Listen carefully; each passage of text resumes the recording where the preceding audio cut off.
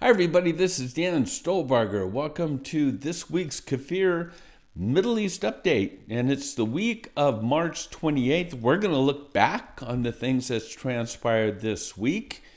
But just a reminder, you want to make sure to grab that PDF PowerPoint that accompanies this YouTube presentation. So let's jump right in. I woke up this morning to the news that there have been a heavy assault on the northern border, and I think it's very important that we realize the threat of Hezbollah up in Lebanon. So when we talk about the power, the strength of the army, the munitions that they have, it's like 100-1 Hamas versus Hezbollah. Hezbollah at their disposal has so much more. This morning, we read about multiple attacks, heavy Hezbollah rockets, and we're dealing with the Golan Heights, all the way from Rosh HaNikra, that's on the Med, to the Golan Heights. And that kind of 20-mile border between Lebanon and the Upper Galilee is like no man's land. So Hezbollah rockets, we have anti-tank missiles at the border, right on the border fences by Lebanon, and then of course drones, etc. It sort of feels like the cauldron is starting to boil over. Sooner or later, Israel is going to take matters into their own hands, whether it's after Gaza or whether it's simultaneous, hard to tell. But things are ramping up, and I just heard in the background what I thought was a rocket, but I think it's just one of those monster trucks going up our street. So, again, that was this morning's news, and then we have, this is our news bites, by the way.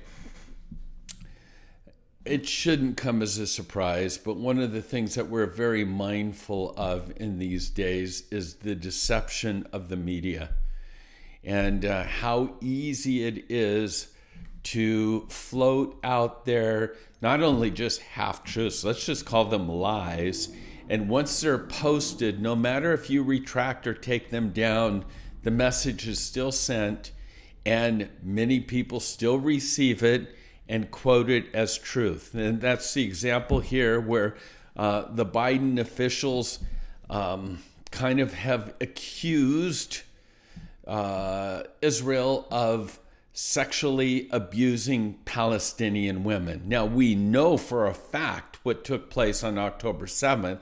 We know about the rapes, and so this is a way to sort of deflect and say, hey, we're not the only ones that's doing it. So there was a big campaign that Israeli soldiers are raping Palestinian women. Bottom line, even Al Jazeera came out, retracted the statement, and they said it's all a complete lie. But as I mentioned before, speak it, post it, people will believe it, retract it, no big deal, it's already out there. So again, all sources have said it's fabricated and a lie. Rockets once again from Gaza now into Ashkelon. And again, what we're seeing take place in Gaza, I guess what I would say is what we're seeing taking place right now is the reason why Israel has to go into Rafah. Again, the repopulation of Hamas in Gaza City and in the northern sort of sections, KFIR, and you see all of this is transpiring in these rocket attacks that are taking place, and they are finding not new, but they're discovering tunnels that they didn't know was there. And so if Israel does not put an end to Hamas, they're just going to entrench themselves and reload once again. And that's what we're seeing with these rockets that were just launched from Gaza into Ashdod.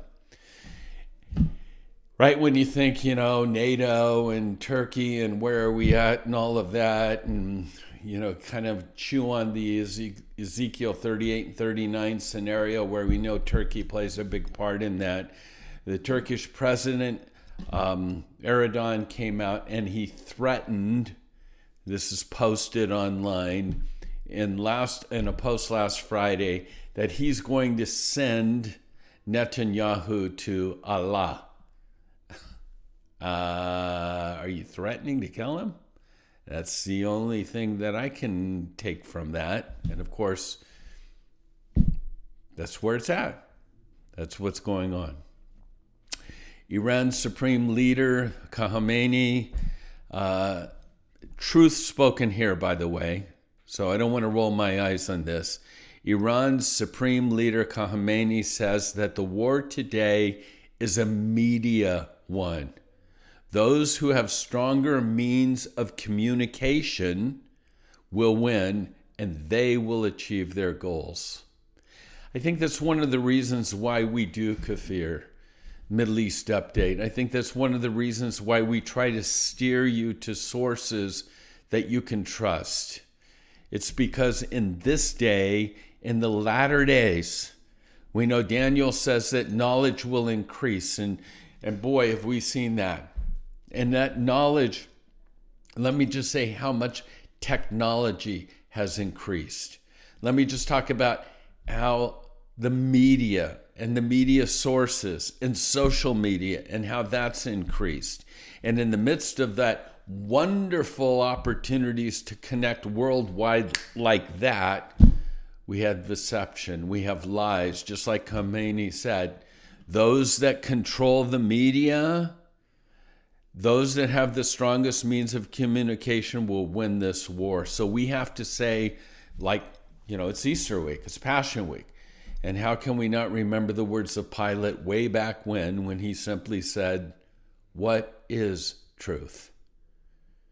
And when you're living in an age of deceit and deception, good question, Pilate. How do we find truth? And the only way that I know to do that, again, we've given you some sources that we trust, but my friends, it is the Word of God. We have to stay connected and tethered to God's Word. We have to have a relationship with the Spirit of God, with Jesus. And it's in the Word of God and it's in the Spirit of God that we can discern truth. Okay, well, let's get into the articles for this week. Kamala Harris.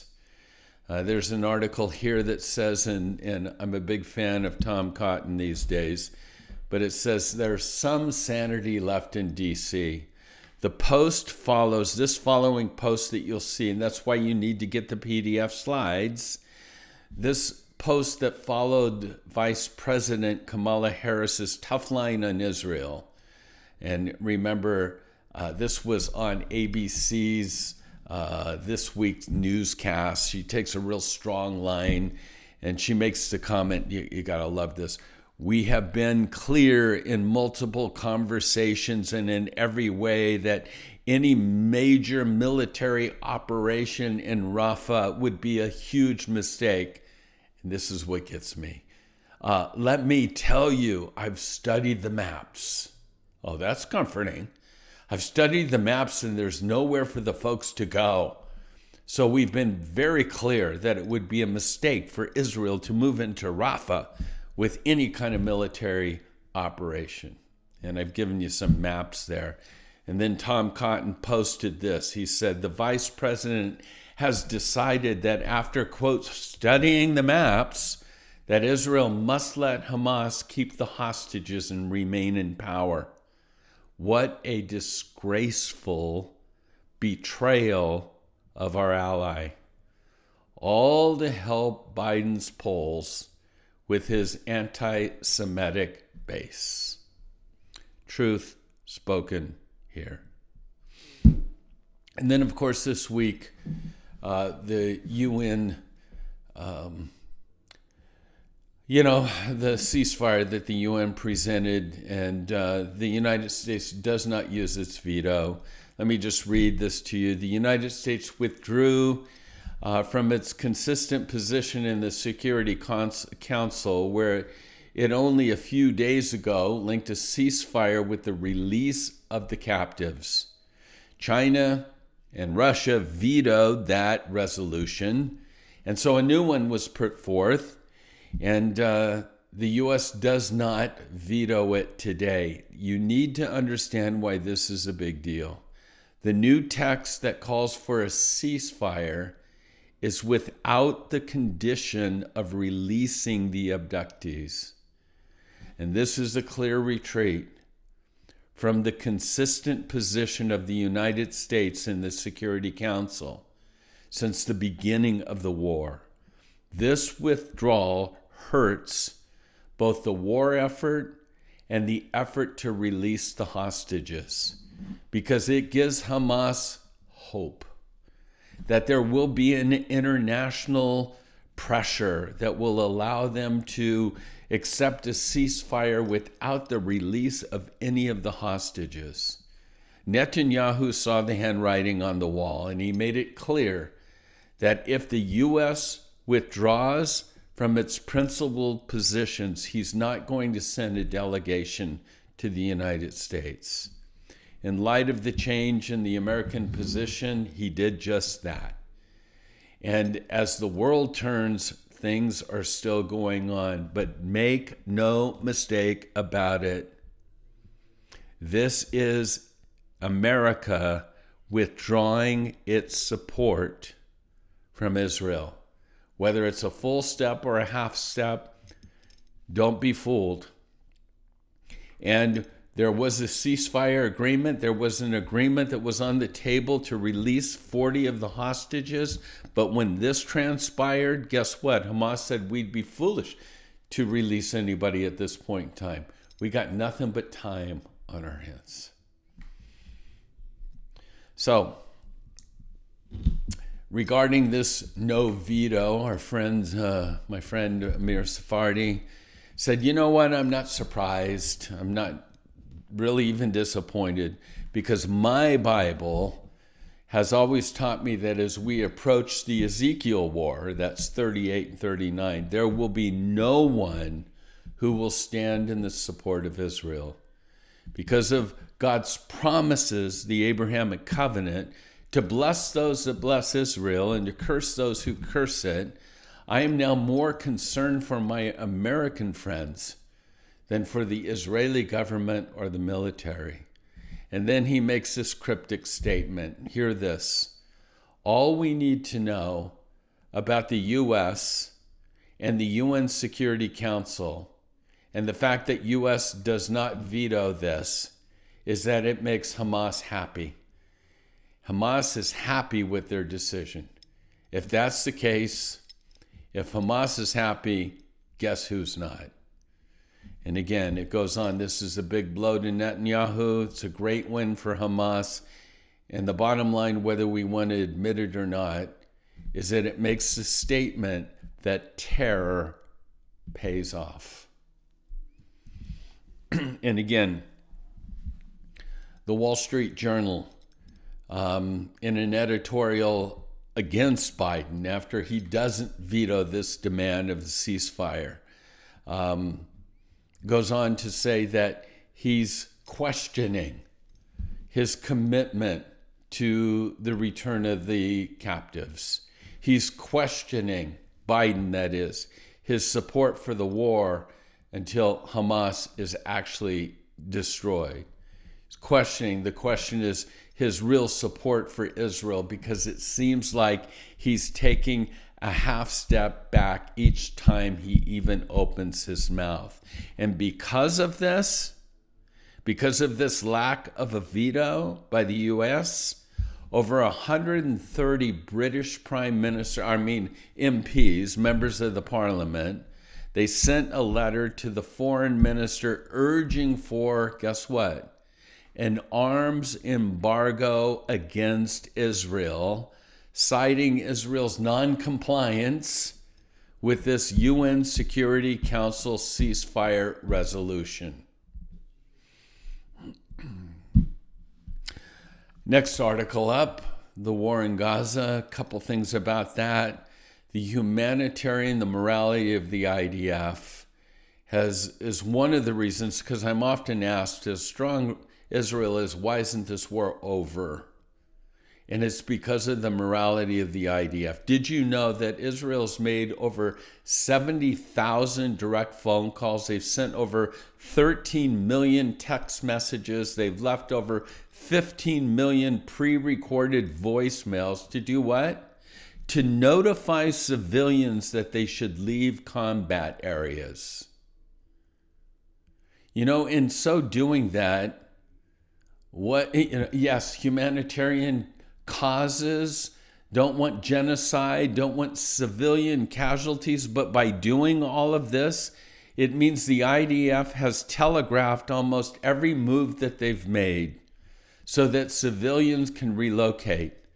And in so doing, takes away the element of surprise, and it allows Hamas to reposition itself, to reposition its senior leaders, and to reposition the Israeli hostages. Again, the morality of the IDF. One big concern that's happening right now is it's 1 + 1 = 2. When you go to war, you need to make sure that you have the resources that you're going to need to win the war. The fact of the matter is that Israel's running out of ammo. And again, their reliance, they've come to realize they can no longer rely on their allies whatsoever. That's beside the point. Right now, one of the hesitations of an all-out war in the north with Hezbollah is really the question is, do we have enough ammunition? And due to the ongoing war, the IDF is needed to cut back. They need to have a munitions economy in Gaza to make sure that it's going to have sufficient munitions to use against Hezbollah if necessary. And part of this fear with Biden at this point in time is that the Biden administration will slow play their supplying Israel with munitions. Again, we're not in a hurry to help. We're not saying we're not going to help. We're for Israel. But let's just say in the beginning of the war, things were delivered really quick. Now it seems like we're waiting. We're waiting for our request to be made. That's a strategy to twist Israel's arm into submission to the American way. Don't make any mistake about that. Sinwar's plan, okay? This just was released through different tunnels, different intelligence that they've been able to glean from Hamas. It's come to the surface that Sinwar's plan was not just to invade Sderot and Be'eri and the whole Nova sort of thing, but he had planned for the terror squads to travel to Tel Aviv, where they would murder civilians in a number of crowded, high-profile locations that were selected in advance. And then there was recordings that their operatives were also meant to infiltrate the southern city of Dimona. And if you know that, if that rings a bell in your mind, that's because it's where the Israeli nuclear reactor is located. Now, it's unclear if they had the knowledge and technology to harm or disable it, but that was the overall plan of Sinwar. And then it's come to, this is where the rubber's meeting the road right now. Israeli President Isaac Herzog has basically just come out and said it very clearly, that capturing the Hamas head, Sinwar, who's the mastermind behind all of this, is really the crucial step for the actual release of the Israeli hostages that are held in the Gaza Strip. Nabbing, killing, dead or alive, right? Nabbing Sinwar, he said, is now Israel's top priority. Only when this head of the snake of Hamas is in Israeli custody, will there be any chance to reciprocate the captives from the Strip, from the Gaza Strip, and bring them back to Israel? So there's no getting around it. That's the crosshairs, that's the target.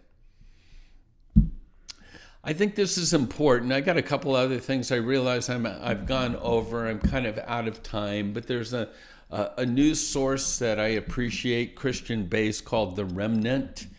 And they were responding to the situation in Israel. And I want to read this to you because I think it's important that we hear this even from a Christian perspective. For all of those that sort of think our job shouldn't be political, we should just be preaching the gospel or whatever and loving our enemies, etc. Well, the Remnant writes, when evil has been consistently committed and perpetrated, as it has been in decades, in acts of terror against Israel, there comes a time that the talking has to stop. Israel has tried to live peacefully with its neighbors in spite of making many bold declarations that they are committed to Israel's destruction. It has been rightly said that if Hamas laid down its guns, there would be no war. But if Israel lays down its guns, there'll be no more Israel.